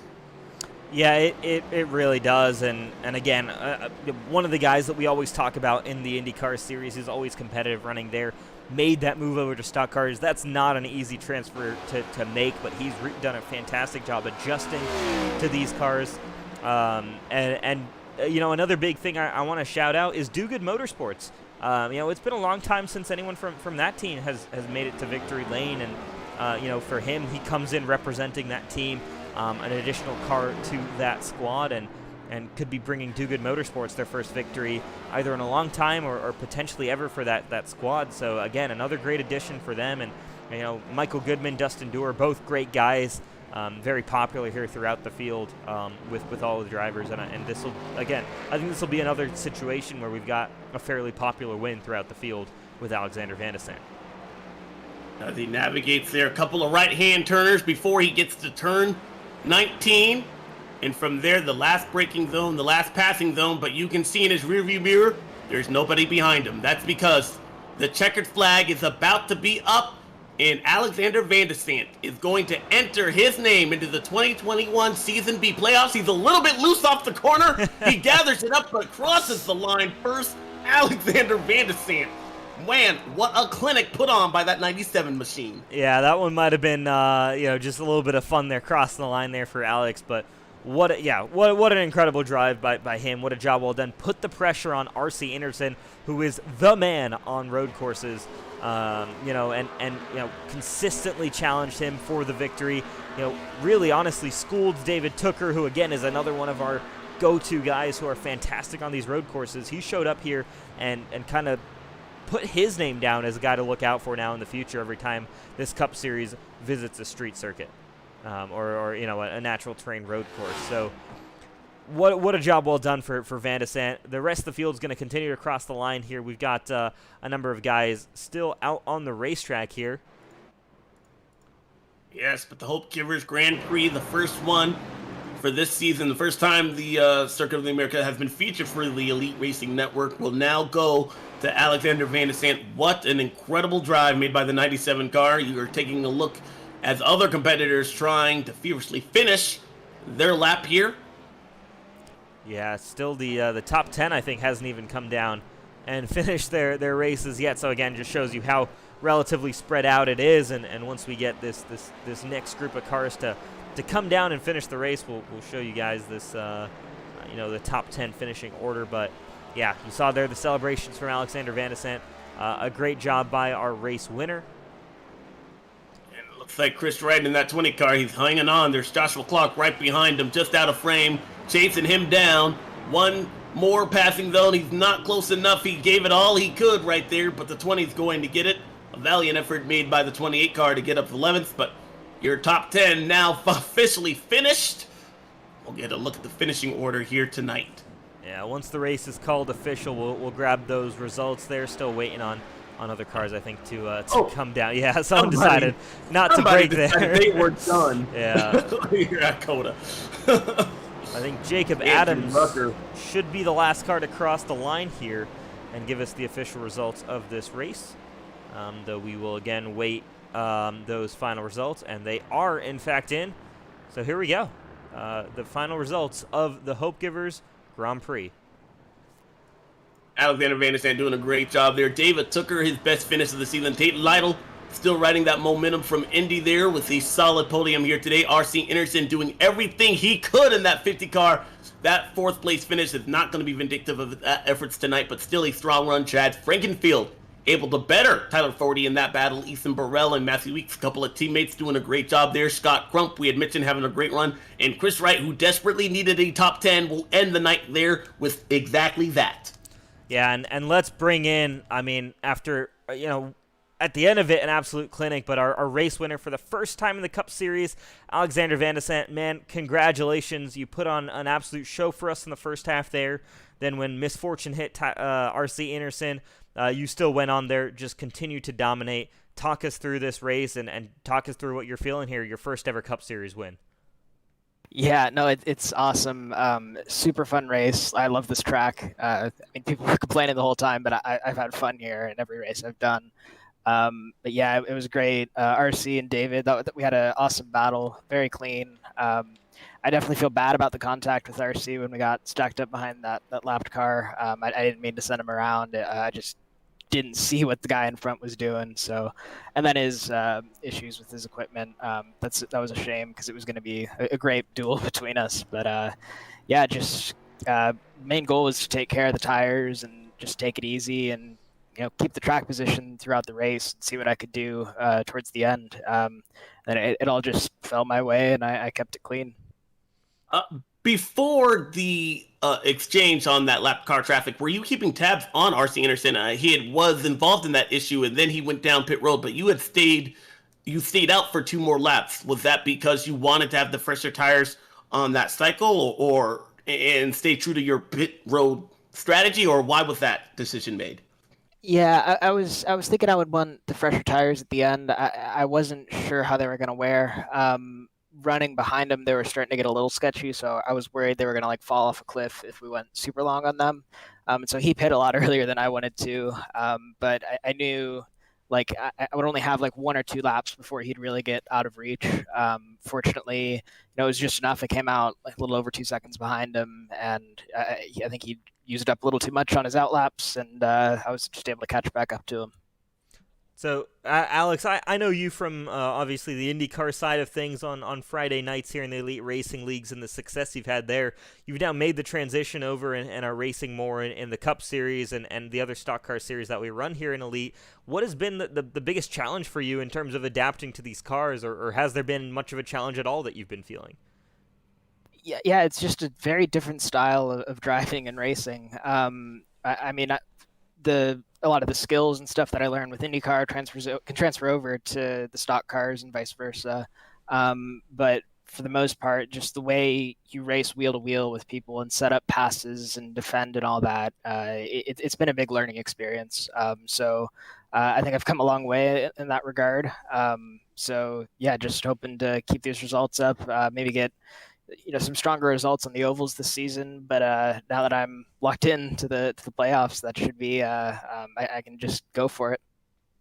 Well, your name will forever be scratched as the inaugural winner here for the Elite Racing Network for the Cup side of things. Any last words you'd like to have as far as a thank you that you'd like to give out? Yeah, a big shout out to the guys at Do Good. They've been, I've learned so much from them. They've been great supporters throughout the season, and thanks to them for bringing me on during the truck season last time. And thanks to my sponsor, Happy Trails Chili Company. It's available on Amazon as well as Race First Broadcasting. All right, congratulations again, Alexander Van de Sant. Your first ever JoinAPS Cup Series victory, locking yourself into the chase, and it's going to be a good season here for the next for the rest of the this year. Thanks, fellas.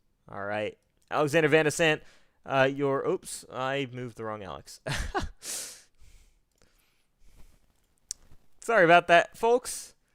I think that's the second time I've done that in a row. I see 2 Alexes and I get confused, but we got Alexander Ned back in the group with us. Alexander Van de Sant, your race winner. We'll bring in our second place finisher, David Tooker. David, talk us through today's race, some of the challenges. You were competitive there with RC and Alexander Van de Sant early on in the race, kind of fell off a little bit towards the end of that final stage and the end of this run. So, what were you feeling there in that 19 car? How did that race play out from your perspective? It was a solid run for us on the road course. This track's so much fun to drive. I've had the pleasure of driving this track in real life, and to come here on the sim, it feels just the same. We started out good. We were running second, very close to RC at the beginning of the run. I felt like we definitely had speed to contend for a win. And then once Alex got out front, where he originally should have been, unfortunately he had a mishap in turn one on the first lap. That usually happens. I'm surprised it didn't get any more people than it did, but once Alex got out front, he had the pace to beat for sure. He was definitely the quickest car, at least from my point of view. RC was probably a good second place, and I was probably third as far as pace wise. But it was a solid run. I couldn't ask for anything better than that. This track's just it's such a long lap, and it's so mentally exhausting that at the end of the race, even though it wasn't that many laps or not long that time wise, it was definitely a long one. Tucker, you're one of the few people here that said that they had fun tonight and enjoy running on this road course there. How much different was it being able to adapt to the next generation car? How did that feel playing here tonight? This car is definitely on the edge. There was no point where I felt comfortable at all. I felt like I was just that close to making a mistake, and luckily I didn't, or none that harmed me too horribly. Like I said, this car, it's new to us still. We haven't really had many chances to take it to a road course and see how it performs.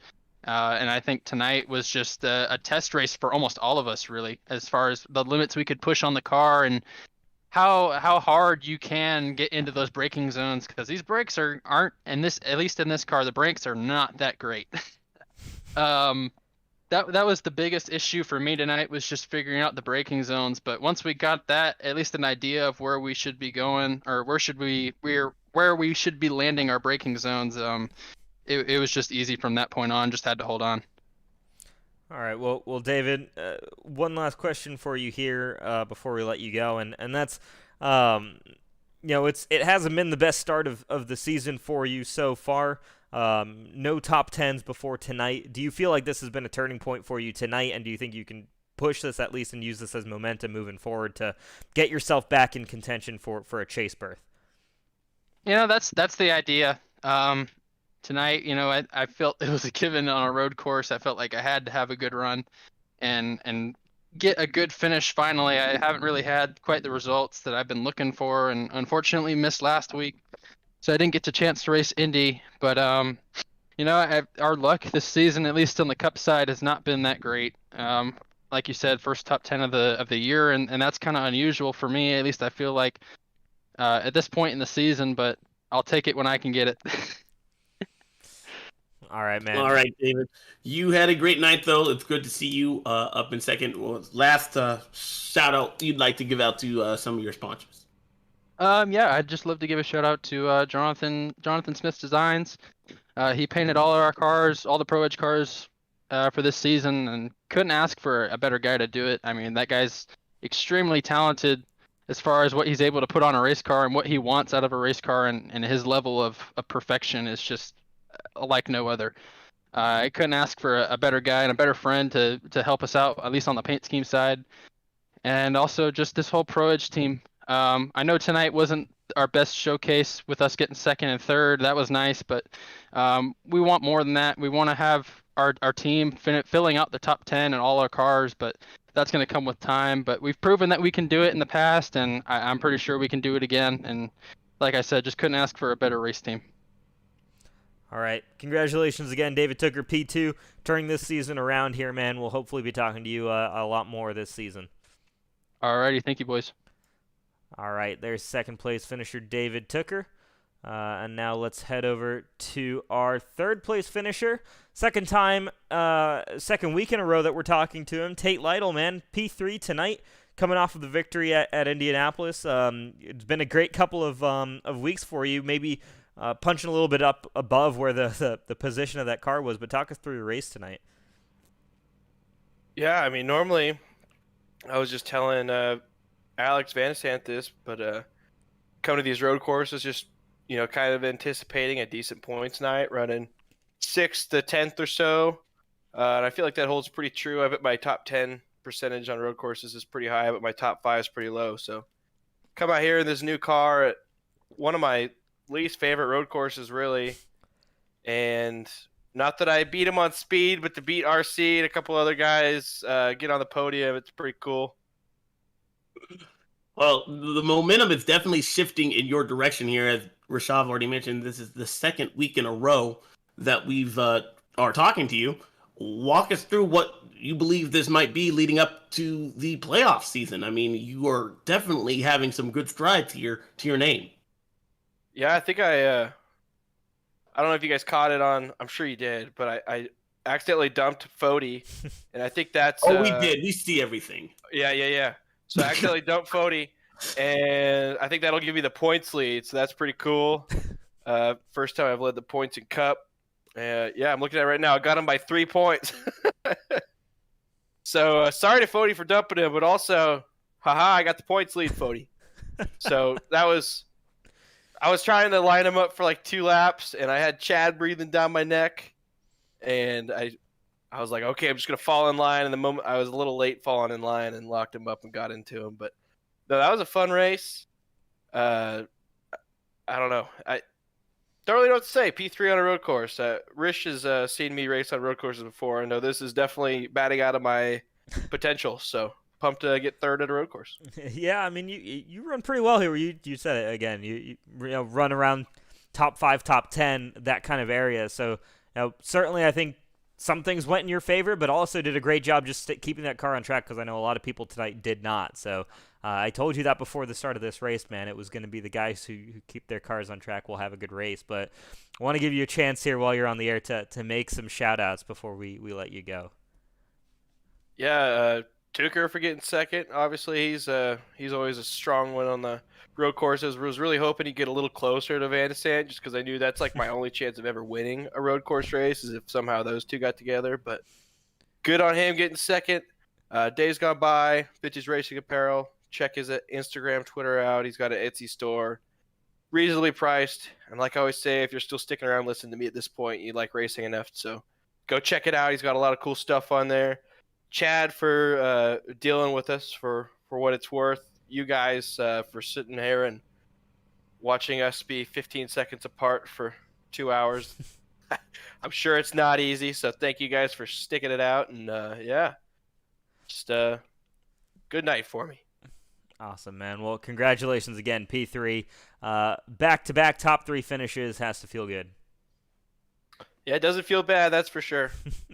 All right, Tate Lytle, your 3rd place finisher. And our point leader currently for the Elite Racing Network there. Rashav, I believe this is one of the fastest races we've had all season long, but also one of the best races we've had all season long. And that, if you had told me that just before this, there was a lot of uncertainty entering here at COTA there, but it did not disappoint.